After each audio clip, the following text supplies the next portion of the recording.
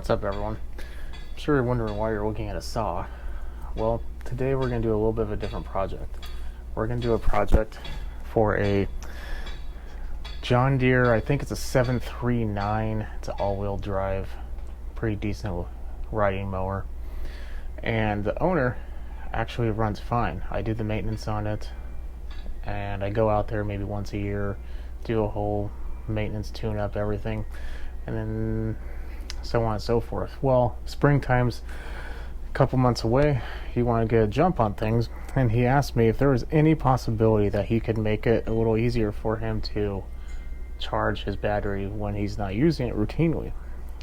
The way it's set up now is you have to take the hood off in order for you to actually get access to the battery. It has a radiator, and there's a big tin over the top for cooling, and then it feeds all through the radiator, of course. But underneath that big tin, in the front, very, very front, is a battery. So in order to reach it through that tin, you have to take off the hood. He doesn't really like having to do that every single time. I've done this once or twice before. Decided to make a video on there. So what we have right here is 1.5 inches wide, and I think it's like 3 feet long, piece of metal, 1/8 inch thick, and I have a set marked with 4 2-inch sections and 2 3-inch sections. Basically, we're going to make a bracket for cables to go from the battery through this bracket. We're going to anchor this bracket to a support area of the front of the mower, but not really visible, and then they'll have terminals on the bottom of it where you can easily just put your charger. Well, usually I would just take a tube, like a 1.5 inch section of tube, or even 2 inches. I don't have anything that big or that small. I have about a 4-inch piece of tubing and a 1-inch piece of tubing. One is just a little bit too small for my liking. I like the 1.5 inch a little bit better. So we're just going to make it, which is fun. Welding's fun. But just know, if you don't have a welder, you can just buy a section of 1.5 inch tubing and then cut out some notches. We just don't have that luxury at the moment. That's usually what I end up doing. It's a lot easier and quicker.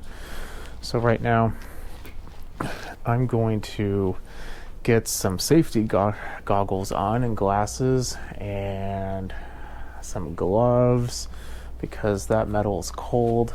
It's like 30 degrees outside today. I'm also going to get some ear protection, because this is not necessarily a saw that isn't loud. And then from here on forward, I'm just going to cut out those sections, and then I will meet you back here.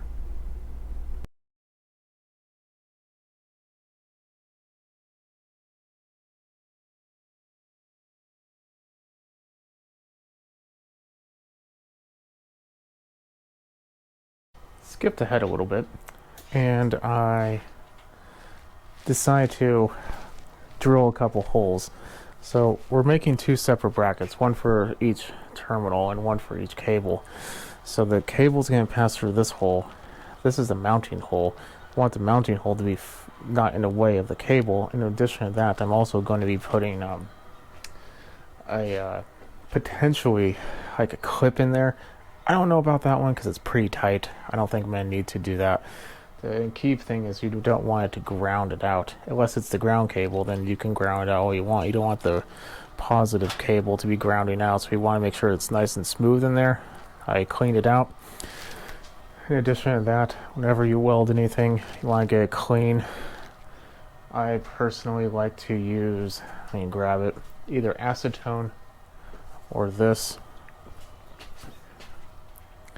It's very, very important, non-chlorinated.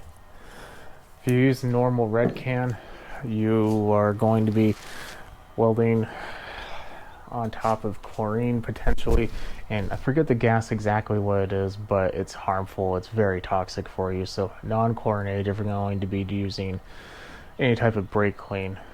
Green can, just remember that. It's easy. Green can. I'm going to switch over to green can almost exclusively now because of that reason. So now what we're going to do is on the other side, like I said, I put bright metal.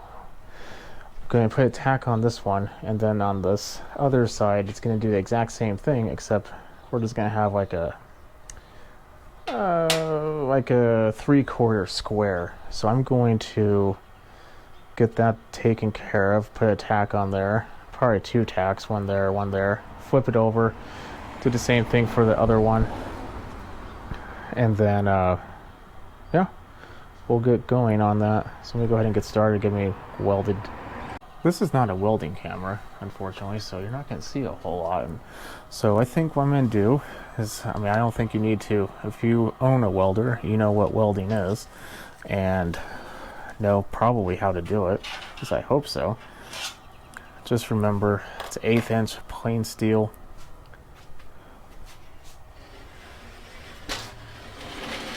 It's roughly 125 thousandths. So, take it at that. My machine, I'm going to be MIG welding this, mainly for the pure and simple fact that I don't have any argon for my TIG machine, so we're going to be MIG welding it, which is fine. Since I am using magnets, though, you don't really want to weld for long periods of time because you can ruin your magnet if it gets too hot. So I'm just going to put a tack with the magnet on there. Then I'm going to do the same thing to the other side. Tacking it together will prevent it from falling apart as well as warping. At least that's the plan. So let us get started here. I think I'm going to have you do a tad bit of a montage right now.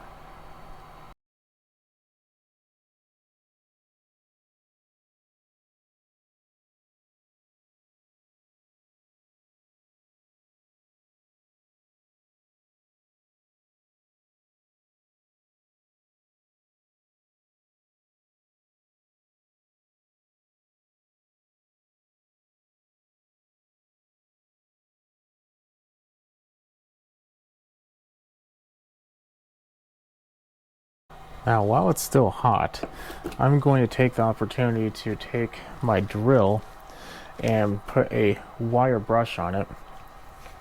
I'm then going to wire brush that metal clean because there is a little bit of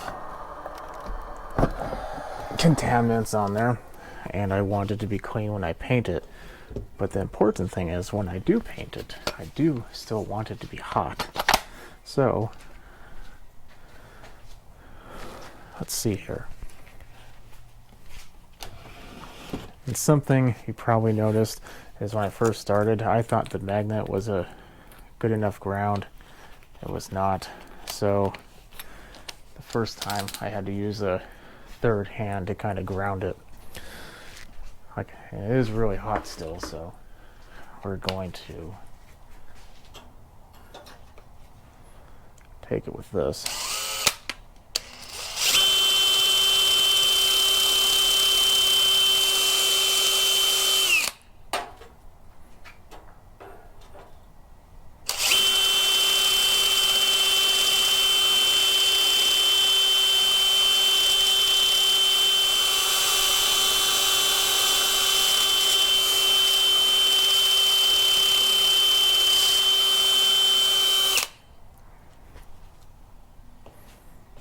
Yeah, not too bad.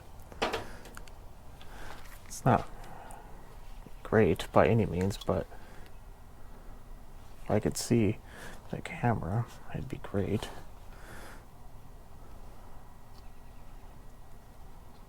Not horrible. It'll do. It's not like this is a structural piece at all. If it was, I wouldn't be MIG welding it anyway.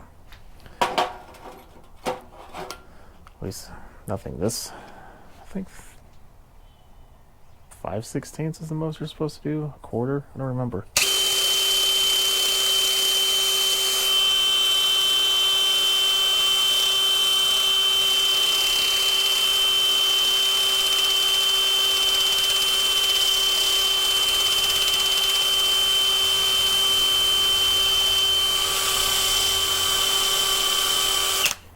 after a certain thickness, it doesn't penetrate well, so you have to do like a different style, like spray transfer or whatnot.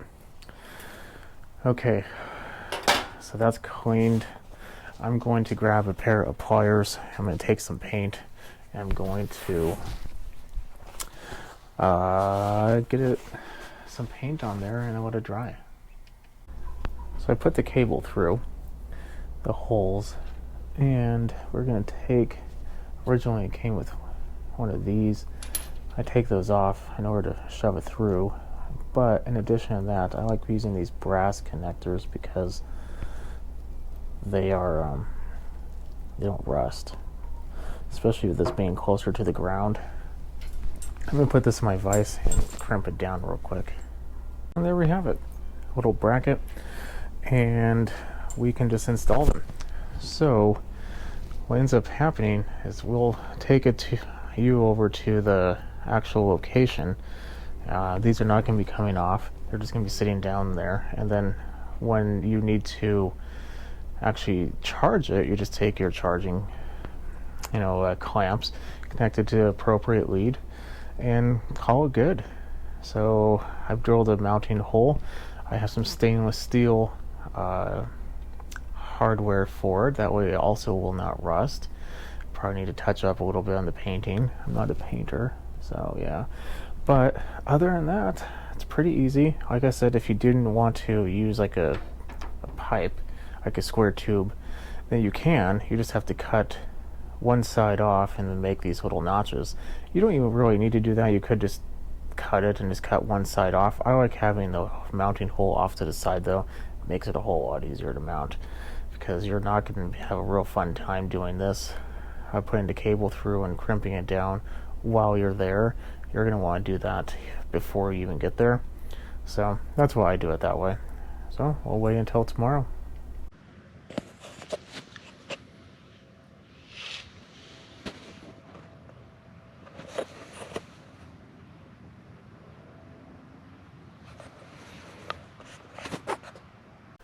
Okay, so we came back. I didn't really want to wear my mic over there, so here we are, so looking at one of the connectors. So this is the one I took off. As you saw, one of them I did have to kind of put on the top and one flip-flop it. That was because I put them in upside down, unfortunately. Thought I put them in the right way, but apparently I did it a little bit too fast and I put it the wrong way. It's fine. These are meant for outside purposes anyway. Or at least I hope so. They are meant for small engines, so it should be okay. So, this is an interesting little bracket. Hopefully it works out. The key point is it doesn't really matter if the ground's touching metal, but you do not want the positive to be touching any type of bare metal. So it needs to have shielding. If anything is grounding out, that's not good. You're going to cause some pretty significant problems, dead batteries, or even worse. So keep that as a little reminder. So hopefully this helped. If you liked what you see, keep watching, subscribe, catch me on the next video. I'll see you later. Bye.